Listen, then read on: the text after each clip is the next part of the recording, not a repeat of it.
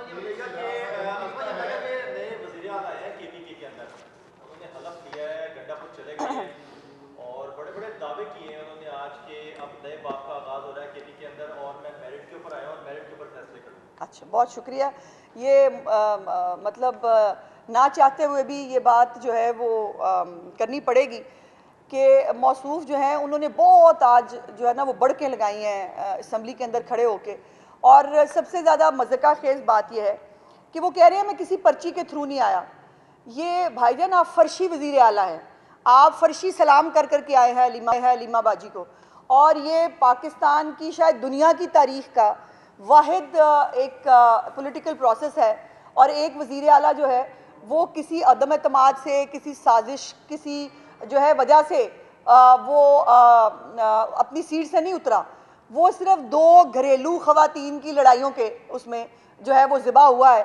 और उसके बाद जो है वो ये बातें करना कि मैं अपने ज़ोरे बाजू पे आया हूँ, तो मुझे हंसी आ गई कि भाईजान कौन सा रेसलिंग का जो है वो मुकाबला जीत के आए हैं। लेकिन अफसोस की बात यह है कि पहले भी मतलब यही हालात थे। आज खैबर पख्तूनख्वा के अंदर जो दहशतगर्दी के हालात हैं, जिस तरह से अफ़गानिस्तान के साथ जो अफ़गानिस्तान पाकिस्तान के अंदर दरअंदाज़ी करने की कोशिश कर रहा है, जो उसको मौसर तरीन जवाब दिया जा रहा है पाक फ़ौज की तरफ से, वहाँ पर उस सूबे के वज़ीर आला वैसे तो वो इलेक्ट नहीं हुए, क्योंकि एक वज़ीर आला अगर डी नोटिफाई नहीं हुआ तो दूसरा वज़ीर आला कहाँ से आ गया। इन्होंने हर चीज़ को ना वो समझ लिया ज़मान पार्क है, इधर इसको इधर बिठा दो, उसको उधर बिठा दो और इनकी मर्जी चलेगी। कानून और ये कोई मोम की नाक नहीं है जिसको आप इधर से उधर जो है वो खींच लेंगे। और ये वो मज़ेदार चीज़ इसमें यह है कि एक वज़ीर आला उस्मान बुज़दार बेगम के कहने पे लगाया गया और दूसरा वज़ीर आला गंडापुर बाजी के कहने पे हटा दिया गया। तो मतलब दूसरों को मौरूसियत की बातें करने वाले और दूसरों को जो है वो जमहूरियत ना होने का ताना देने वाले, उनका आलम यह है कि दो बेगमात, दो बाजियाँ जो हैं, उनकी लड़ाई में वज़ीर आला शौकिया चेंज होते हैं भाई। और इस वज़ीर आला के मुँह से एक लफ्ज़ जो आपने खैबर पख्तूनख्वा की तरक्की के हवाले से सुना हो, आपने ये सुना हो कि हम इतने स्कूल बनाने जा रहे हैं, या ये सुना हो कि मेरा अब जो टारगेट है वो वज़ीर आला पंजाब को कॉपी करते हुए मैं जो है वो सेहत की जो सहूलियात हैं मैं उसके अंदर एक रिमार्केबल चेंज लाऊंगा, मैं भी जो है वो पंजाब की तरह फील्ड हॉस्पिटल शुरू करूंगा, मैं भी पंजाब की तरह जो है फ्री अद्वियात दूंगा। या उन्होंने मतलब कोई एक रिफॉर्म का एजेंडा, एक अडयाला के कैदी से बात शुरू हुई और अडयाला के कैदी पे बात खत्म हो गई।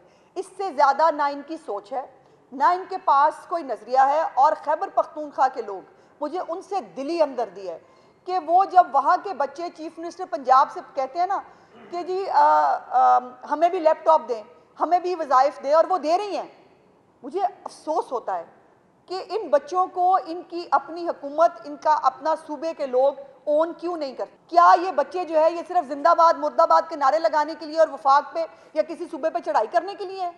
इनके मुकद्दर में अच्छी नौकरियां, अच्छी तालीम क्यों नहीं है? तो ये जो वज़ीर आला साहब ने आज बढ़के मारी हैं, जो वो है नहीं।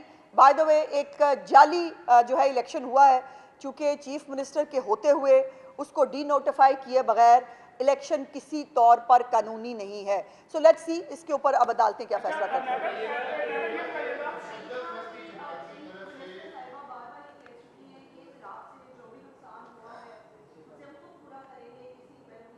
जी हाँ,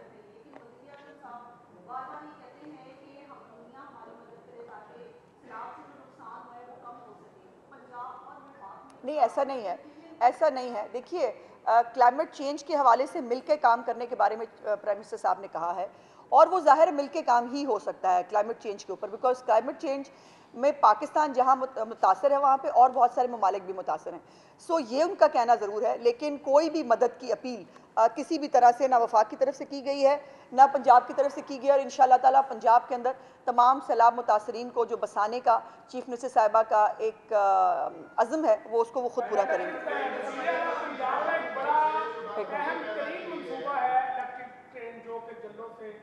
चलनी है और जो करनाल के ऊपर जानी है वो कब तक मुकम्मल हो जाएगी, क्योंकि शहर के जो वासी हैं उनको बड़ी शिद्दत से इंतजार है उस मंसूबे का।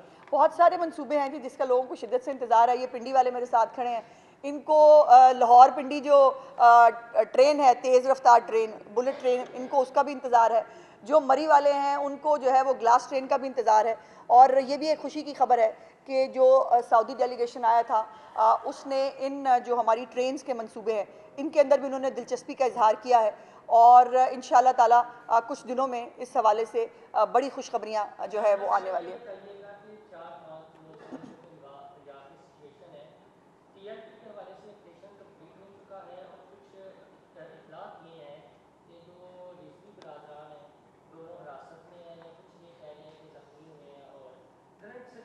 देखिए इसके बारे में इसके साथ ही ले लें हो गया ना। कि अफगानी जो है वो अभी तक कितने वापस जा चुके हैं पंजाब से, वो किस वक्त? देखिए इसके ऊपर मैं एक डिटेल से आपके साथ जो है वो गुफ्तगू करूंगी जब ऑपरेशन जो है वो कंप्लीट हो जाएगा।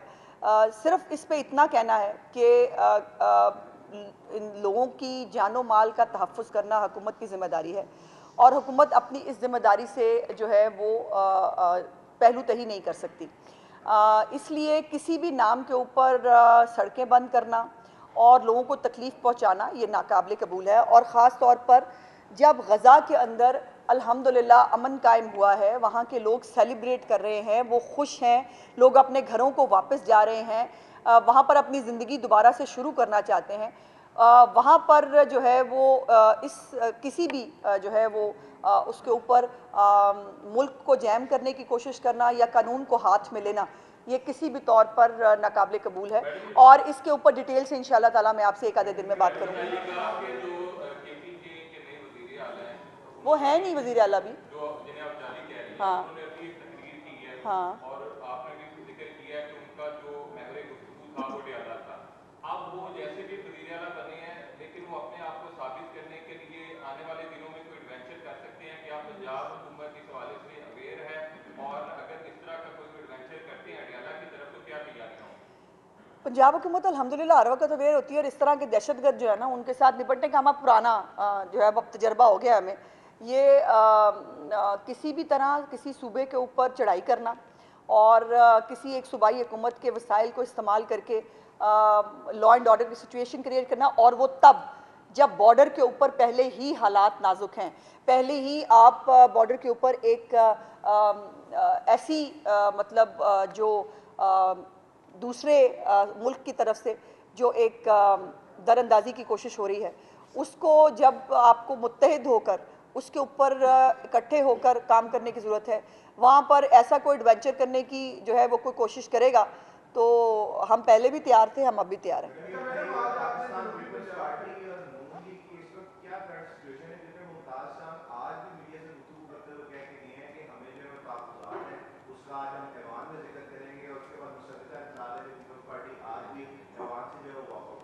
उनका हक है, जो उनका जमहूरी हक है, वो वॉकआउट करना चाहें, वो जो मर्जी करना चाहें वो कर सकते हैं। हमने नहीं छेड़ी भाई, खुदा के वास्ते। हाँ तो अब ये दहशतगर्दी जो पाकिस्तान में होगी उसकी जिम्मेदारी किस पर आएगी? जो DLP के जो लोग शहीद हुए, जो मारे गए, आखिर वो किसने मारे, कौन इसका जिम्मेदार हो, किसने ये? मुझे तो आपके वैसे आज सवाल की समझ नहीं आ रही है, आप कहना क्या चाह रहे हैं। पहली तो बात यह है कि पाकिस्तान के अंदर कोई हालात ख़राब करने की कोशिश करे, पाकिस्तान के अंदर कोई दहशतगर्दियाँ करे और पाकिस्तान की जो है वो पाकिस्तान के अंदर दहशतगर्दी करने के लिए किसी दूसरे मुल्क की सरजमीन इस्तेमाल हो तो इसको भाई इसको वहाँ से इनिशिएट करना कहते हैं। पाकिस्तान ने सिर्फ जवाब दिया है कि हम तमाम लोगों का एहतराम करते हैं लेकिन हमारे मुल्क के अंदर दहशतगर्दी जो है वो नाकाबिल कबूल है, हम करने की इजाज़त नहीं देंगे।